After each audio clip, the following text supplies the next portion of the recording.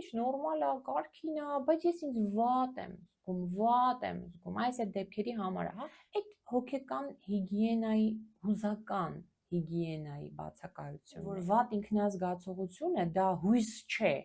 դա պարզապես ձայնն է ֆիզիկականի ու հոգեկանի ծնողը շատ է քննադատել ու այդ քննադատը մենք մեծացել ենք, բայց մեր ներսից է։ Ստրես, երբ ֆինանսական հարցերը մեր կյանքում չեն լուծվում, չկա, շատ անգամ եմ ես ասել, չկա խնդիր հոգեկանի, որը որ անլուծելի է, եթե իհարկե ունենաք ճիշտ ուղեկցող, հեշտ ու ավելի շուտ կլինի դրական փոփոխությունները։ Ողջույն հարգելի հետևորդներ, այսօր շատ հետաքրքիր թեմայի մասին ենք խոսելու։ Այս տեսանյութը այն բանի մասին է, թե ինչու ենք մենք մեզ վատ զգում և ինչպես դուրս գալ այդ պարբերական զգացողությունից։ Շատ հետաքրքիր ու կարևոր է մնացեք ինձ հետ մինչև վերջ, որովհետև վերջում ասելու եմ նաև, այսինքն տեսանյութի ընթացքում խոսելու եմ նրա մասին, թե որոնք են այդ վատ զգալու հոգեբանական պատճառները և հոգեբանական հիմքերը, ու այդ թվում նաև փսիխոթերապևտիկ որոշակի աշխատանք ձեզ հետ։ Ինչպես ասացի, տեսանյութը այս թեման այն դեպքերի համար է, երբ արտաքնապես կարծես թե ամեն ինչ լավ է, բայց ներքուս զգում ենք ինչ-որ դատարկություն, զգում ենք ծանրություն, զգում ենք անբավարարվածության զգացում։ Այն որ պացիենտներ երբեմն ասում են, որ գիտեք, դրսից որ նայում են, ասում են ինչ ա եղել, որ այս մարդուն, ամեն ինչ նորմալ է, կարգին է, բայց ես ինձ վատ եմ զգում, այս այդ դեպքերի համար է, հա, երբ չկա ինչ-որ ախտորոշում հոգեկան ոլորտում կամ ֆիզիկական ինչ-որ հիվանդություն չկա, բայց մենք ընդհանուր մեզ վատ ենք զգում, այդ դրա մասին ենք խոսելու։ Եվ երևի թե սկսենք, ուրեմն հարգելիներս, առաջին բանը, որ կարող է ձեզ վատ ինքնազգացողություն պատճառել, այդ հոգեկան հիգիենայի, հուզական հիգիենայի բացակայությունն է, ու հոգեկան ավելի մի քիչ լայն ասված, հուզական հիգիենայի բացակայությունը։ Ինչ է սա նշանակում։ Սա նշանակում է, երբ մենք մեր հույզերը այդքան լավ չենք ճանաչում, հերիք չի, մի հատ էլ չենք կարողանում ճիշտ արտահայտել եւ բնականաբար օրվա ընթացքում ունենում ենք եւ դրական հույզեր եւ բացասական հույզեր, բայց շատ անգամ ենք բացասականը ճնշում ենք, չենք արտահայտում, որը կուտակվելով անպայման առաջացնում է տհաճ ինչ-որ զգացողություն, վատ ինքնազգացողություն, ինչ-որ մի ցավոտ տեղ կուտակվում է, հա։ Ու հուզական հիգիենան նաև գիտեք ինչի մասն է, տեսեք, մենք բոլորս ֆիզիկապես մեզ քիչ թե շատ հոգ ենք, չէ՞ տանում, լվանում ենք մեր ատամները, լողանում ենք, լվացվում ենք, խնամում ենք, մաքուր ենք հագնում, ֆիզիկականի մասին մենք որոշ չափով հոգ ենք տանում, բայց հոգեկանի մասին ոչ, ցավոք սրտի, այս է դրա մասին է, երբ որ բացակայում է հուզական մեր հատվածի ոլորտի նկատմամբ խնամքը, այսպես ասած, թե ինչ անել, նայեք մինչև վերջ իհարկե։ Սա մեկ պատճառական գործոններից մեկը, երկրորդը այն դեպքերի մասին է, երբ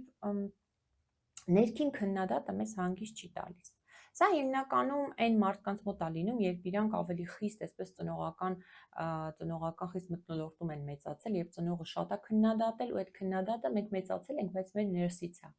Չէ, դու սխալ ես անում, կարող է դու սխալվես, դու ոչ մի բանի պիտանի չես, այսինքն անինքնավստահություն կա, եւ այդ անինքնավստահությունը չի թույլ տալիս, որպեսզի մենք կյանքը լիարժեք ապրենք, ինչքան էլ որ արտաքնապես կարծես թե պայմանները լավ են, ինչ որ բարեհաջող ընդունվել եմ, ավարտել եմ, աշխատում եմ, ամուսնացել եմ, երեխաներ, հարաբերություններ եւ այլն, ամեն ինչ կարգին է, բայց լավ չենք զգում մեզ։ Այս դրա մասին կա ներքին քննադատ, որ դու լիարժեք չես, ինչ որ մի սխալ բան անում ես։ Մյուս պատճառական գործոնը վատ ինքնազգացողության հետևյալն է, երբ կա վնասակար հարաբերություն շրջապատող անձանց հետ, երբ քեզ անդադ քննադատում են, երբ քեզ ստորացնում են, երբ քեզ վիրավորում են անպատեհ, ու վերջիվերջո մենք հավատում ենք դրան, որ մենք ոչինչ ենք, երբ շրջապատող անձինք անդադ ասում են դու ոչինչ ես, դու ոչինչ ես, դու ոչինչ ես, օր է գալիս, որ մենք արդեն սկսում ենք հավատալ դրան ցավոք սրտի, ու հատկապես եթե ունենք մի քիչ ավելի ոչ կայուն ինքնագնահատական եւ ինքնավստահություն։ Ու սա էլ իհարկե առաջացնում է տհաճ, վատ, այսպես ինքնազգացողություն, թվում է թե նորմալ է ամեն ինչ, բայց վատ եմ զգում էլի։ Երբեմն հնարավոր է չնկատենք էլ, որ մեզ պարզապես նեղացնում, վիրավորում են եւ քննադատում են։ Հաջորդ պատճառական գործոնը կարող է լինել երկարատև սթրեսը։ Սթրես, երբ ֆինանսական հարցերը մեր կյանքում չեն լուծվում, աշխատանքը անդադ լարված, այսինքն լարված հոգեկան վիճակը, հա, մայրական խնամքը անընդհատ որ երկարատև է ու ընդհանրապես հանգիստ չկա, 24/7 աշխատանք է, 24/7 դու լարված ես, ոչ քնում ես, ոչ ուտում,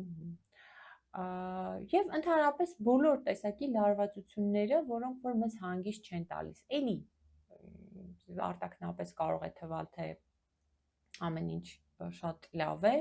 բայց մենք լավ չենք զգում մեզ այդ լարվածության, քրոնիկ լարվածության պատճառով։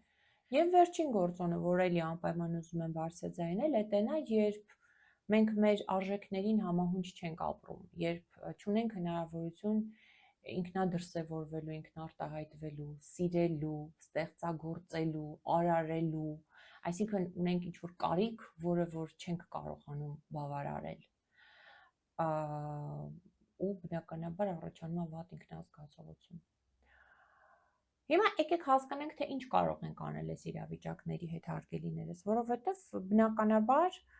դուք գիտեք, որ չկա, շատ անգամ եմ ես ասել, չկա խնդիր հոգեկանի, որը որ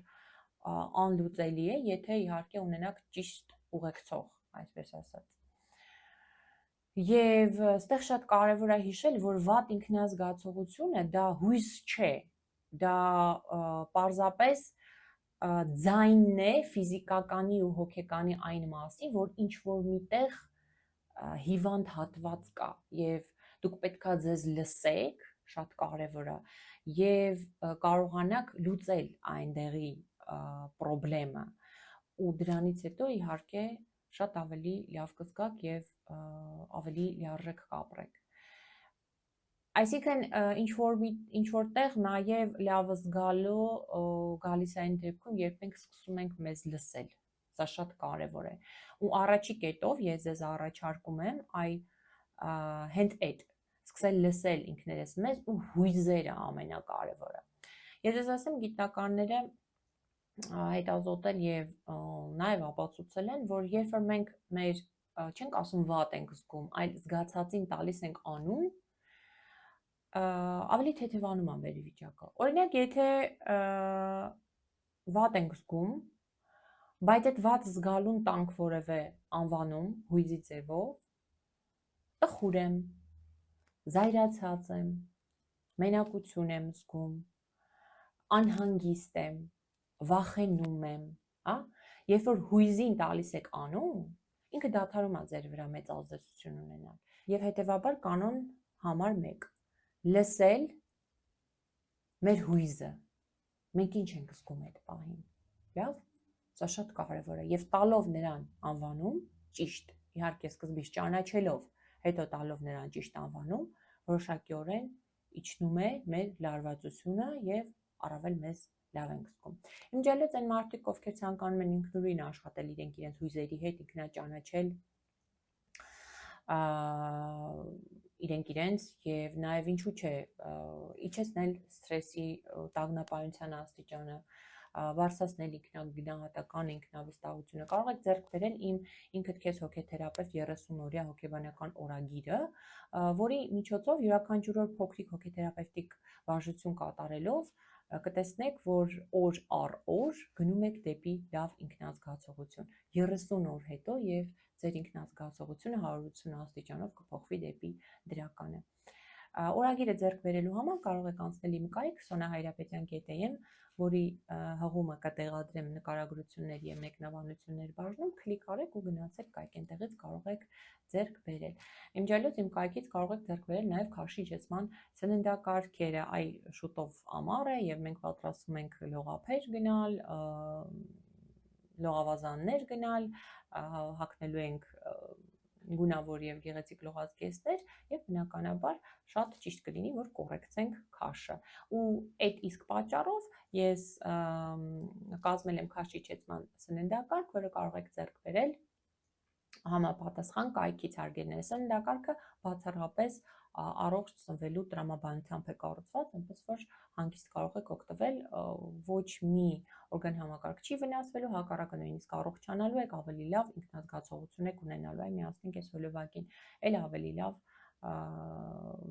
ավելի բարելավելու է ձեր ինքնազգացողությունը։ Եվ շարժվենք առաջ հարգելիներս, ուրեմն սա ասացի, երկրորդ բանը, որ կուզեմ ասել, ինչ անեք, շատ կարևոր է, որ կազմակերպեք կենսակերպը հարգելիներս, կենսակերպի մեջ ես կասեմ հետևյալը, այն մարդիկ ընդհանրապես ովքեր որ ուզում են իրենց լավ զգան եւ ուզում են նաեւ այդ թվում հասնել որոշակի հաջողությունների, պետք է սկսեն կազմել իրենց օրվա ռեժիմը ճիշտ, պետք է սնվել, մարզվել, պահպանել քնի հիգիենան, թողնել վատ սովորությունները, իհարկե անպայման այս կենսակերպի կանոններին էլ հետևեք, որպեսզի էլ ավելի դրականորեն ազդեք ձեր ինքնազգացողության վրա։ Եվ երկրորդ կարևոր բան այս ռեժիմի մեջ կարող եմ ասել հետևյալը, նաև օրվա ընթացքում ավելացեք 1-2 հաճույք, տվեք ձեզ այդ պարգևները, հիշելով թե առաջ ձեզ ինչն էր լավ ինքնազգացողություն, լավ հույզեր պատճառում, ու օրվա ընթացքում 1-2-ը պարգևեք ձեզ, սրանով կսկսեք ավելի ու ավելի թարմացնել ձեր հուզական ոլորտը ու ավելի դրական կողմը։ Սա շատ կարևոր սովորություն է, որ յուրաքանչյուր մարդ, ով ուզում է ապրել առավել պոզիտիվ երանգով, պետք է կարողանա իրեն սովորեցնել հաճույք ստանալ օրվանից։ Հաջորդ տեխնիկան, որ կարող եք կիրառել վատ ինքնազգացողության ժամանակ, յուրաքանչյուր օր կատարեք այս վարժությունը։ Երբ վատ եք զգում, հասկացեք կոնկրետ ինչն է այդ վատ զգալու պատճառը։ Այս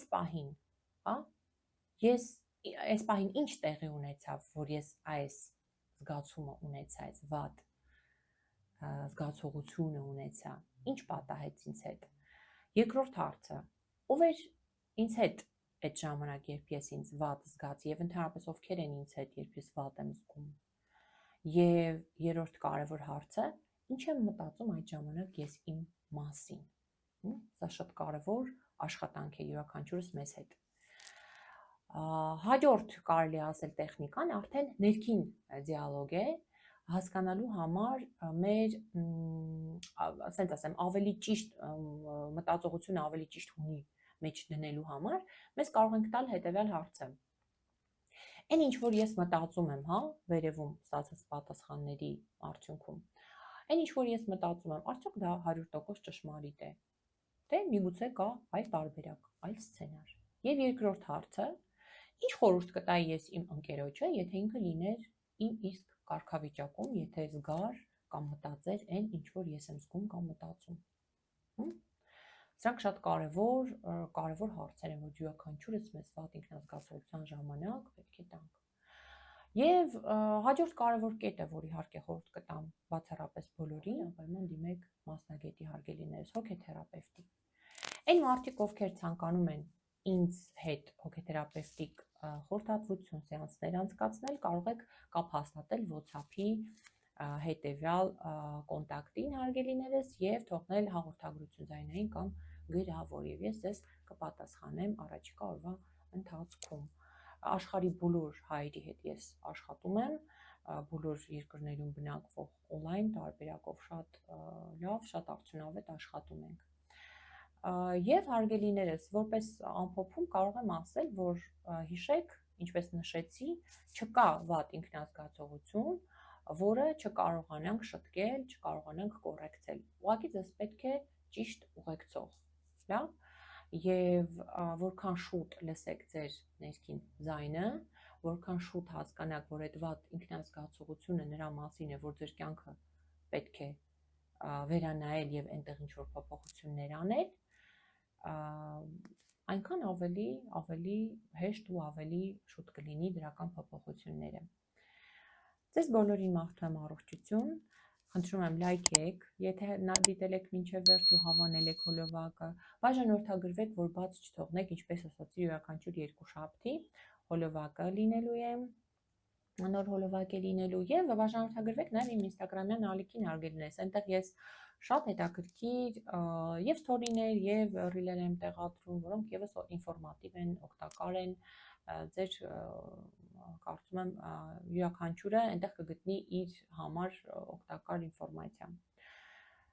Այս կանը եւ թողեք անպայման կոմենտներ, գրեք թե ձեր վատ ինքնազգացողության պատճառը որն էր եւ որտեղ տեսաք ձեզ այս կետերում, որով որ ես նշեցի։ Բոլորին մաղթում եմ առողջություն, լավ տրամադրություն, ցտեսություն ձեզ։